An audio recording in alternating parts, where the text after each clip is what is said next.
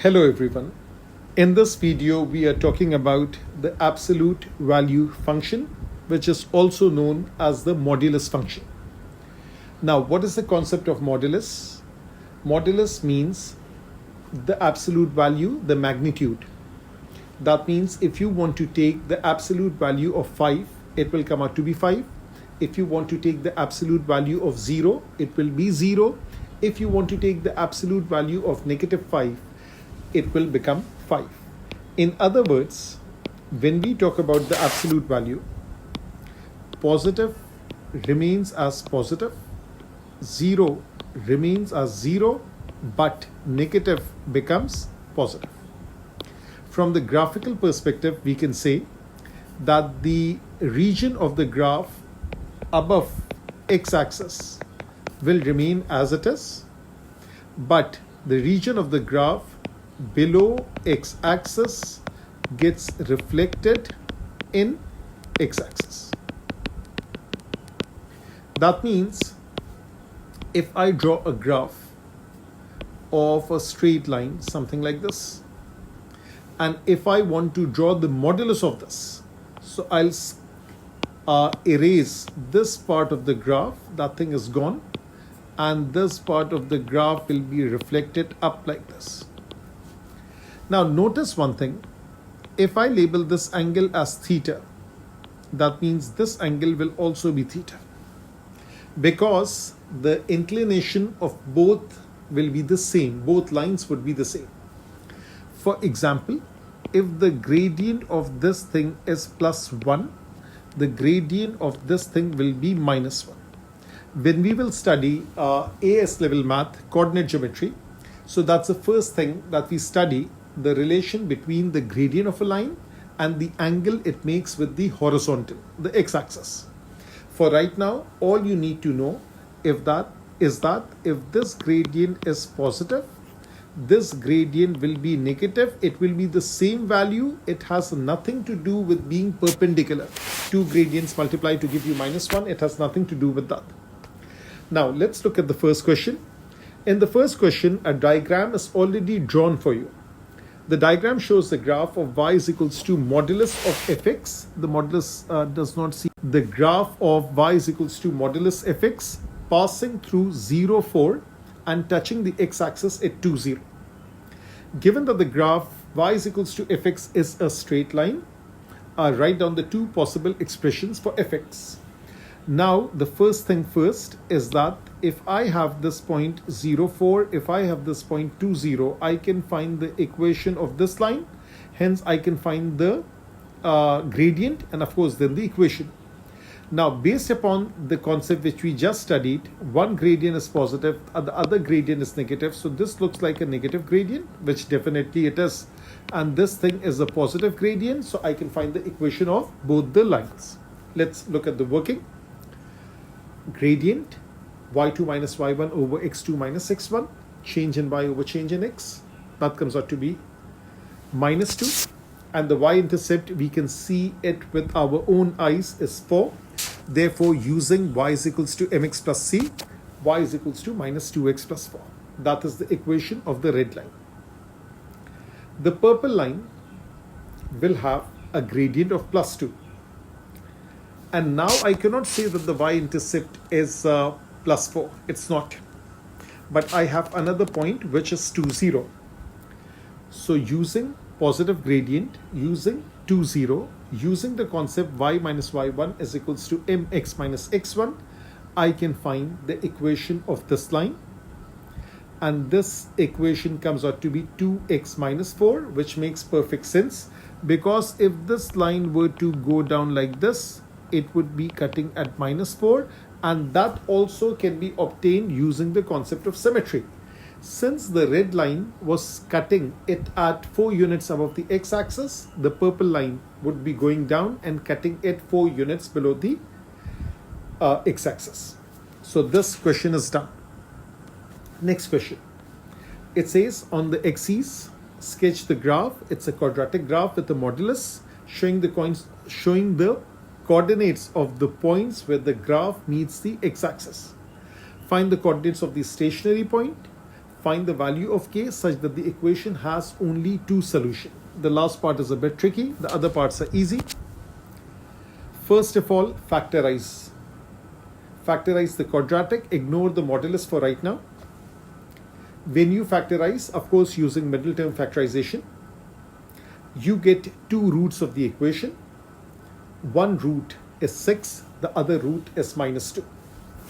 Remember the terminology. Root means x-intercept, root means solution of equation. Coefficient of x square is positive. That means the graph will have a smiley shape. So therefore the roots are 2 and 6. That's how the graph is drawn. Modulus reflect the region which is below the x-axis in the line x is equals to 0 or y is equals to 0, which is the x-axis. So remember this thing, y is equals to 0 is the x-axis. So this thing is reflected.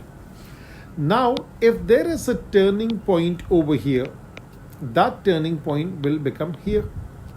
That means the x coordinate xy, actually, instead of writing xy, I think it's better to write a comma b.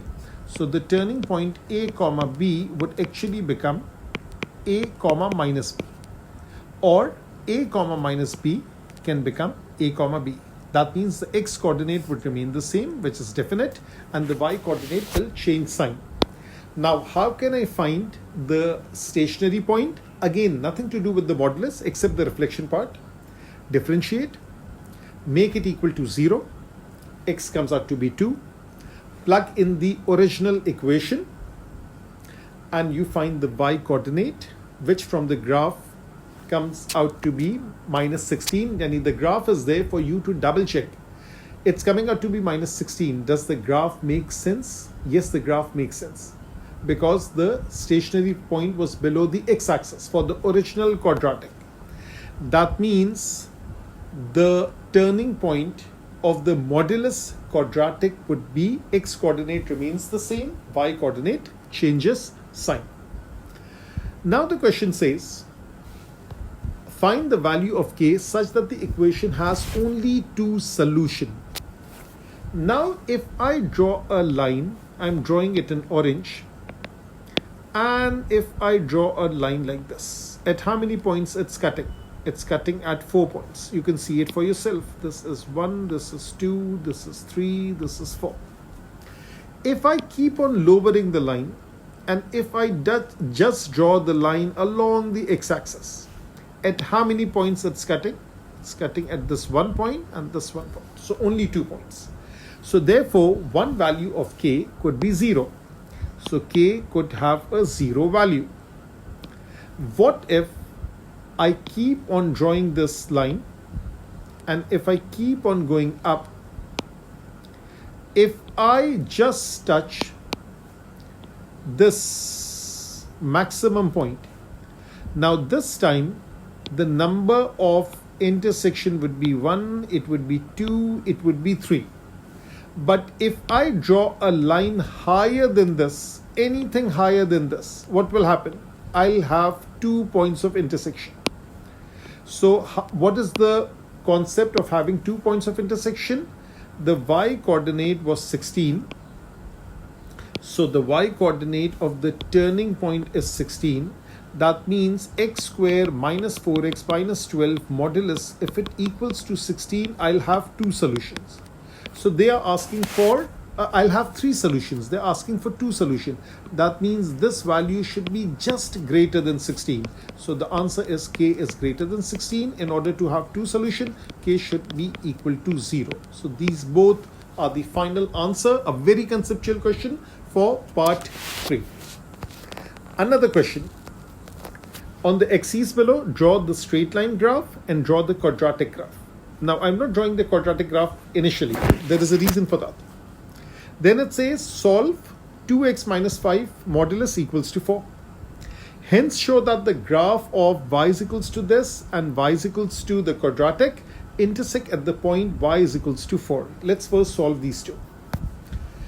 When I draw the straight line, that was very obvious, because if I make y is equals to 0, 2x minus 5 equals to 0, therefore x is 5 over 2. The vertex of the graph is at 5 over 2 comma 0. And I have also labeled two other points, half and 9/2. How did I get those points? From the next page. Let's have a look. This next page is basically about solving the second part. 2x minus 5 equals to 4. That means the thing inside the modulus equaled 4, or the thing inside the modulus had a negative sign equaling to 4. In other words, 2x minus 5 equals to minus 4. When I solve, I get x is 9/2, I get x is half. These are the points of intersection. Now, these are the point of intersections that I've labeled. Okay, I'll go to the graph in a short while. Hence, show that the graph, straight line and the quadratic intersect at this point. That means if I choose y is equals to 4, if I plug in the quadratic equation, if I solve, I should get the same points of intersection, half and 9/2, which I obtained after solving the part 2. Are you getting the idea? Part 2 was modulus equals to a constant. You get two answers. They are saying that same answer, y is equals to 4, will give me the same solution. What is it trying to tell us? It's trying to tell us that if you solve the straight line equation with the quadratic equation, this is the point of intersection. So instead of asking you to solve it directly, what the examiner did was this. This is technically y. So y is equals to 4 we are solving.